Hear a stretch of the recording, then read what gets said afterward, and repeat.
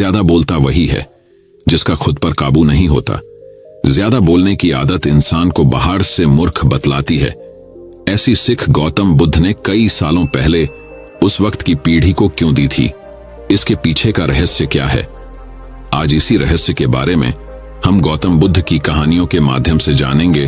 तो बिना देर किए चलिए उन कहानियों की शुरुआत करते हैं। दोस्तों, गौतम बुद्ध अपने प्रवचनों में उनके शिष्यों को बहुत सी कथाएं सुनाते थे। यह कथा भी उन्हीं में से एक है।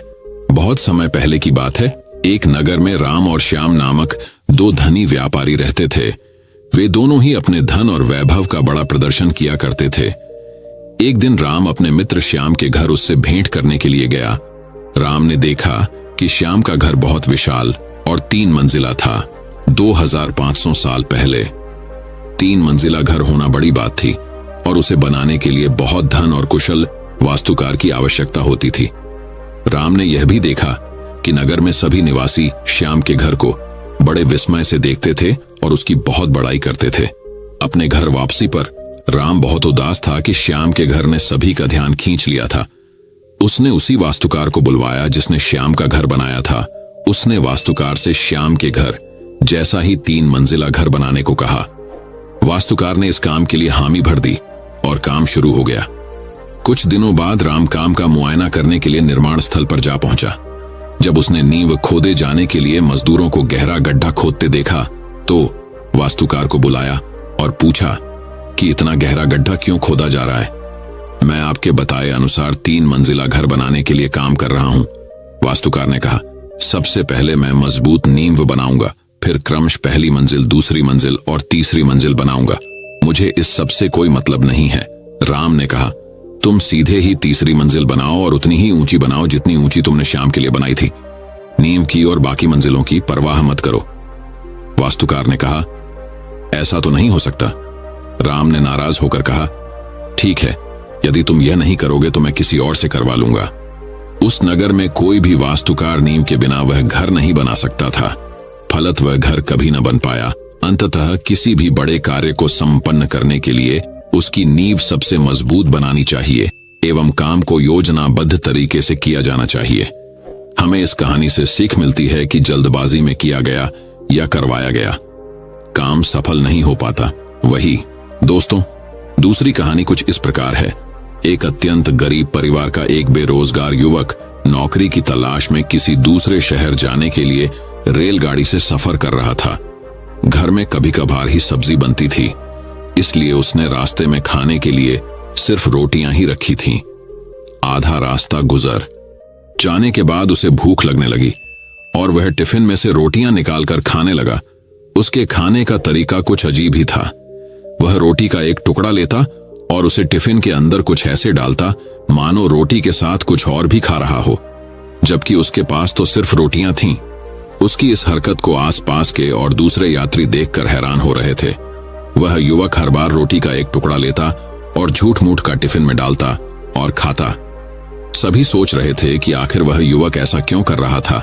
आखिरकार एक व्यक्ति से रहा नहीं गया और उसने उससे पूछ ही लिया कि भैया, तुम ऐसा क्यों कर रहे हो? तुम्हारे पास सब्जी तो है ही नहीं, फिर रोटी के टुकड़े को हर बार खाली टिफिन में डालकर ऐसे खा रहे हो मानो उसमें सब्जी हो। तब उस युवक ने जवाब दिया, भैया, इस खाली ढक्कन में सब्जी नहीं है, लेकिन मैं अपने मन में यह सोचकर खा रहा हूं कि इसमें बहुत सारा अचार है।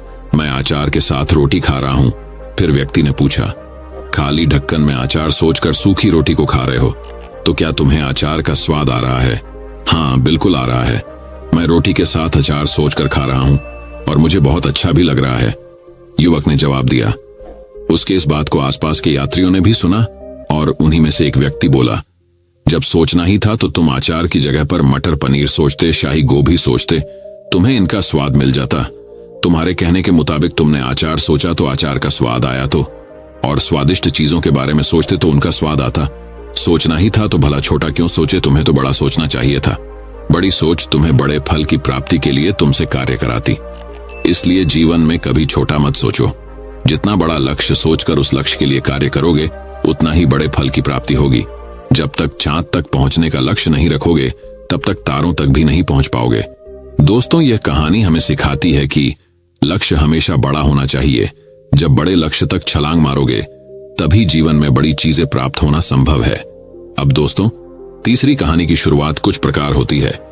एक बार एक राजा शिकार के उद्देश्य से अपने काफिले के साथ किसी जंगल से गुजर रहा था। दूर दूर तक उसे शिकार नजर नहीं आ रहा था। वे धीरे धीरे घनघोर जंगल में प्रवेश करता गया।